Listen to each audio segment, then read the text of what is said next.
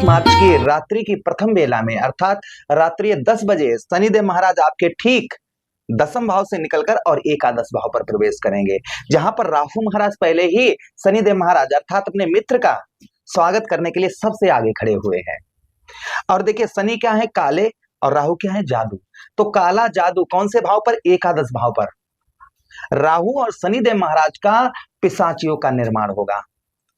अब ये पिशाच योग आपके ठीक कौन से भाव पर? आपके ठीक एकादश भाव पर, आपके बचत स्थान पर, आपके अभिलाषा जो आपके सपने हैं उन भाव पर एकादश भाव पर बनेगा, जिससे हमारे वृषभ राशि के दर्शकों को लगभग 18 मई 2025 यही 29 मार्च से लेकर और 18 मई तक क्या प्रभाव रहेगा, इस बात की चर्चा हम विस्तार पूर्वक अच्छी तरीके से अपने वृषभ राशि के दर्शकों के लिए करने वाले हैं। भाई शनि क्या है? शनि कर्म फलदाता है। राहु क्या है? राहु आदर्श ग्रह है, छलिया ग्रह है, मायावी ग्रह है और राहु एक जादू है।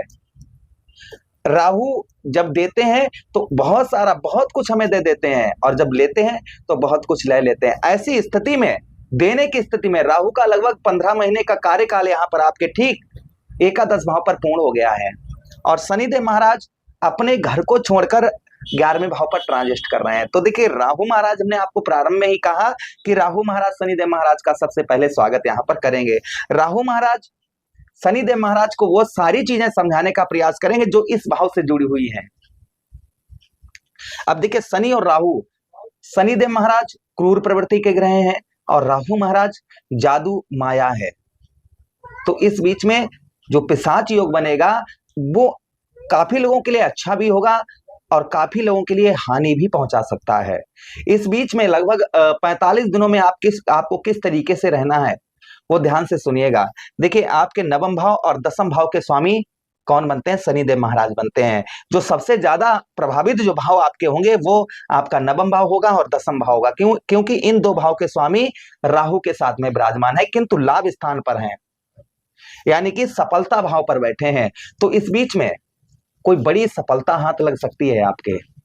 इस बीच में थोड़ा सा आपको भाई राहु और शनि ये टेढ़ी कहते हैं ना, टेढ़ी उंगली, इस समय पर थोड़ा सा आपको अपनी कठोरता, अपने ऊपर प्रेम भाव, ये चीजें नहीं रखनी है। किसी से अगर आपका पैसा अटका हुआ है तो थोड़ा सा आपको इस बीच में थोड़ा सा आपको क्रोध अवस्था में होना होगा। मैं ये नहीं कहता हूं किसी से लड़ाई झगड़ा कर दीजिए, यानी कि प्रेम से नहीं काम बन रहा है तो थोड़ा सा सीधी उंगली से काम नहीं बन रहा है तो उंगली थोड़ी सी टेढ़ी कर लीजिए। लेकिन हाँ, मैं ये नहीं रेकमेंड करता हूं कि आप किसी से लड़ाई झगड़ा करिए। कुछ प्रेम में कुछ कड़वापन लाइएगा, जिससे कहीं आपका धन फंसा हुआ कोई नहीं दे रहा है। इस बीच में बिजनेस व्यापार में कहीं आपने किसी को धन दे दिया है, वह आपका वापस नहीं कर रहा है, व्यवसाय में धन फंसा हुआ है वो निकल नहीं पा रहा है, तो यहाँ पर कुछ आपको चतुरपना, यहाँ पर जो सबसे ज्यादा काम आने वाला है लगभग 45 दिनों में वो आपका है चतुरपना।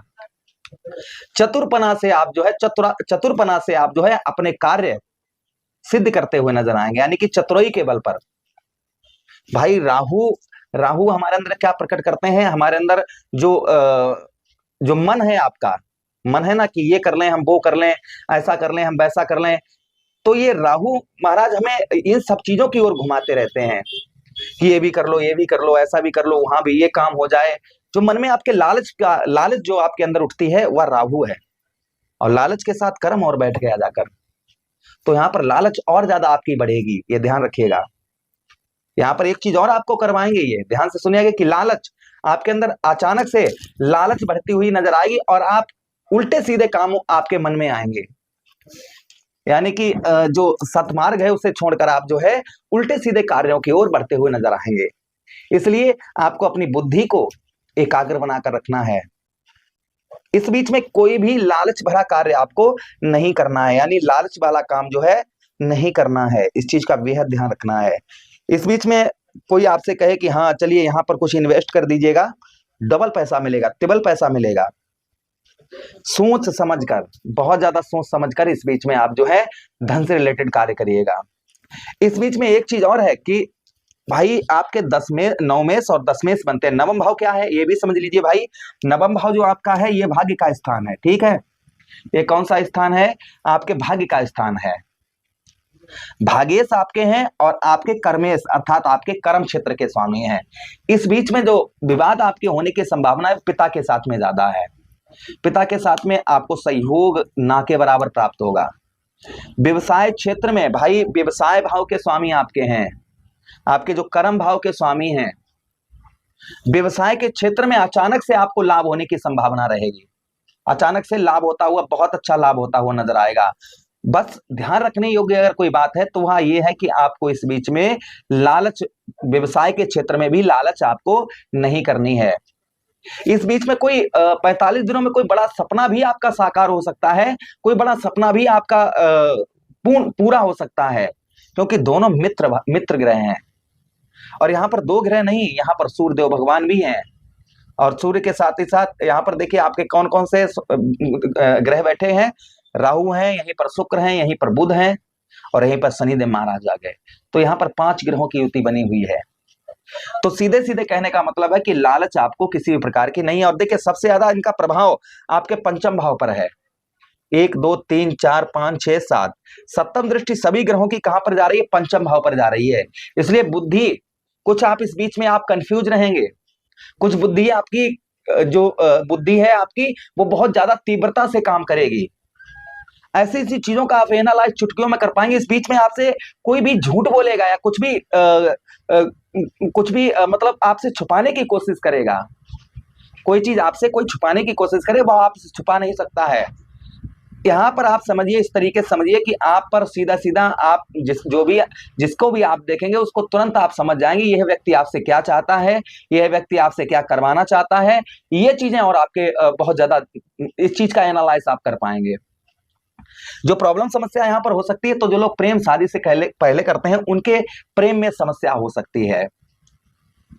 उसी के साथ ही साथ विद्यार्थियों के लिए थोड़ा सा पैर पकड़कर पीछे खींचने का यहाँ पर प्रयास किया जाएगा। और दूसरी चीज है कि काला जादू, भाई राहु क्या है? राहु जादू है। शनि क्या है? काले हैं। तो काला जादू ऐसे समझिए आप, काला जादू। तो यहाँ पर इस बीच में आपको जादू टोना ये चीजों से भी बचकर रहना होगा, इसके लिए उपाय करना होगा। और देखिए जो आपको इन सब परेशानियों से आपको निकाल सकते हैं तो वह उपाय हैं। आपको क्या उपाय करने चाहिए वो हम आपको विस्तार पूर्वक अच्छी तरीके से शनि और राहु के आपको बता देते हैं कि आपको अगर ये उपाय करेंगे तो पिशाच योग आपका कुछ भी नहीं कर पाएगा। तो देखिए आपके एकादश भाव पर शनिदेव महाराज हैं, तो आप जो है गुरु का उपाय करें और नारंगी खाएं और उसके छिलके से अपने दांत साफ करें, ये ध्यान रखें, खासकर शनिवार के दिन। ठीक है। मांस मंदिरा से बचकर रहें इन दिनों, मांस मंदिरा से आप बचकर रहें।